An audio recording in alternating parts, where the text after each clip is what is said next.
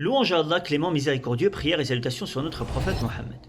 L'une des étapes importantes qui se passera après la mort, c'est la résurrection.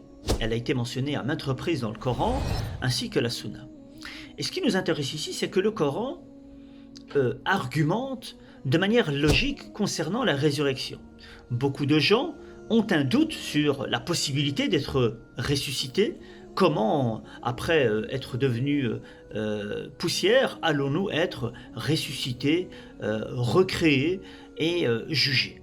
Allah, dans le Coran, nous donne quelques arguments. Parmi ces arguments, le fait qu'Allah, le Créateur, nous sommes d'accord que nous croyons en lui et qu'il est celui qui a créé les cieux et la terre et cet univers avec toute sa complexité, toute ses diversités et toutes ses lois.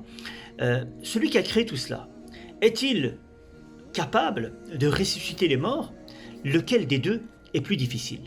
Certes, ressusciter les morts est beaucoup plus aisé que de créer les cieux et la terre. Premier argument. Deuxième argument, c'est que celui qui a créé l'être humain à partir de rien, à partir de quelques gouttes de sperme, et qui a créé le premier être humain à partir d'eau et d'argile, celui qui l'a créé la première fois, n'est-ce pas plus difficile de le créer la première fois? Et n'est-ce pas plus facile de le ressusciter après l'avoir créé? Certes, la réponse est connue, le ressusciter une deuxième fois est beaucoup plus simple que de l'avoir créé la première fois. Ce sont là des arguments concernant la résurrection que nous retrouvons dans le Coran.